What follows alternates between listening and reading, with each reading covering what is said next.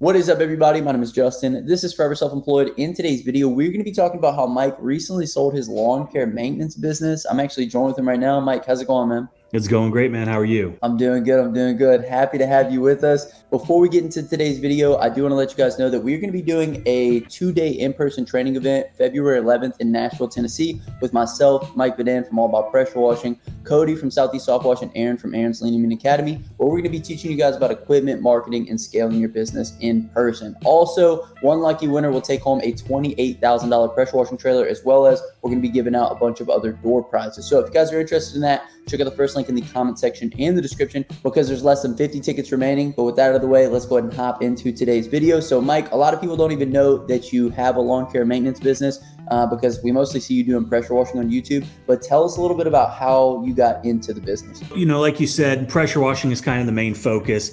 And I've had that business over 20 years now. The lawn care business kind of came out of nowhere. I had a guy that was working for me who I thought I was underutilizing as just an asset in my company. With that being said, I had the pressure washing on lockdown. So I was looking to see what kind of business I could start, kind of using the platform that we already had in place with our customer base, the infrastructure that we had in place with the trucks and the trailers and the vehicles. And I looked at all kinds of different businesses. And while lawn care was something that, you open up your door and you see 15 other lawn care companies, I thought this is something that I think I could probably do pretty well at. And so, what we did is we went and we bought a big trailer, we bought a bunch of equipment, and I say we, I mean me, and I started on the marketing of the business. And John was going to be running this. Once we got everything kind of in place and established, that is when I was going to turn the reins over to him and let him run with it. So we had all the equipment, we didn't have any customers, and that is where I thought that I was going to be able to really get this business off the ground quickly, was through the marketing of the business.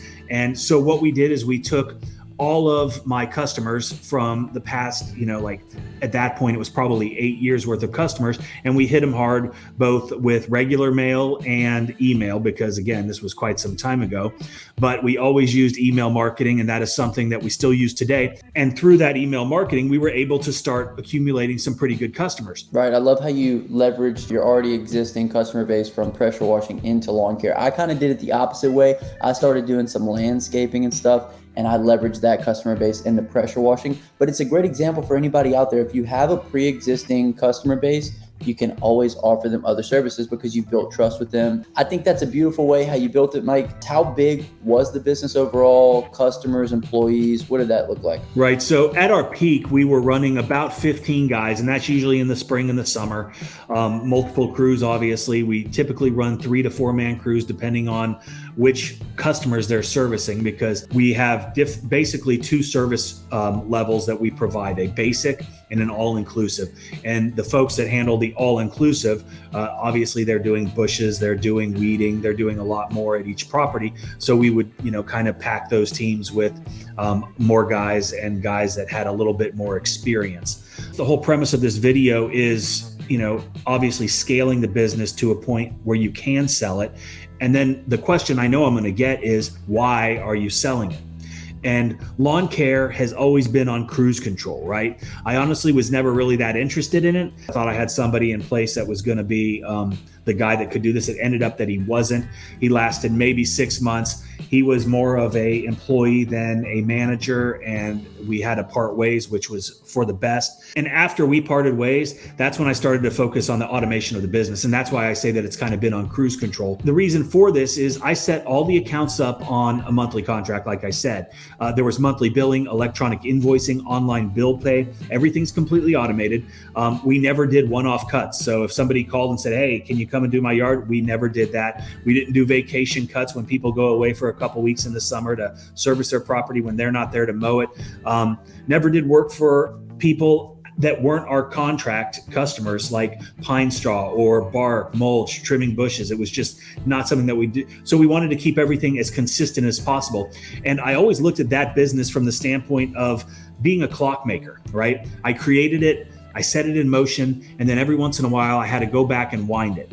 And so there really wasn't a lot of interaction on my part because A, I wasn't interested, and B, my love and my focus was always on the pressure washing business, or really on the marketing of the pressure washing business, figuring out the ways to get new customers, figuring out the best way to market, how to implement those marketing tactics, refining them, fine tuning them, and ultimately just growing and scaling that business. I love what you said about keeping the services to a minimum, not doing too much extra stuff, because obviously that's where you would kind of get bogged down with everything, is, having people call you for the weekend cuts and the one-time services. So I love how you would say no to all of that and just stick with your recurring customers. Now, with regards to the scaling side and the automation side, can you kind of compare and contrast a little bit the differences between pressure washing and lawn care, and kind of what you did differently in lawn care? Yeah, so I kind of modeled the lawn care after the pressure washing, as far as the automation, the follow-up, all of those things. And the main difference between the two businesses is, with lawn care, like I said, everything is consistent, right? It's the same customers for all year long. And on the pressure washing side, it's creating lead flow constantly, right? Not only constantly, but consistently and steady.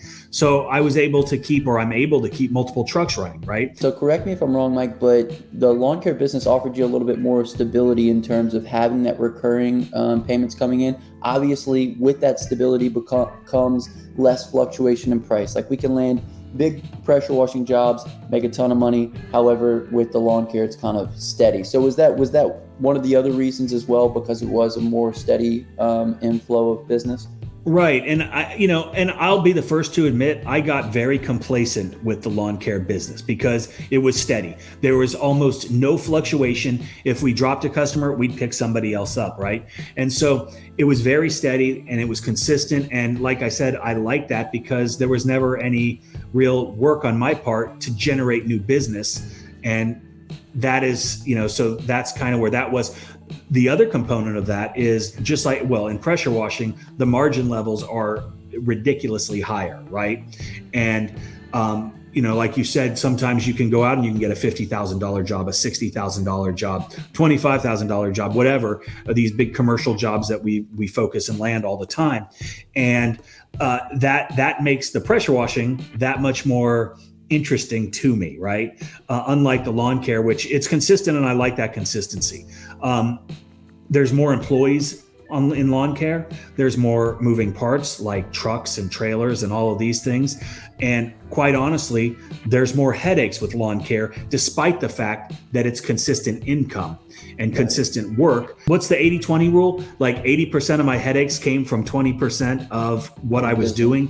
Right. And that was the lawn care, right? And so what I decided to do is move away from the lawn care. So ultimately, that's why you decided to sell it, because it was more of a headache than what it was worth ultimately to you, right? Yeah, without a doubt, right? Like, at the end of the day, I can add another pressure washing trailer, add another employee, get them trained up, and I'll make more in a couple months with that addition of a pressure washer than I did all year with the lawn care business.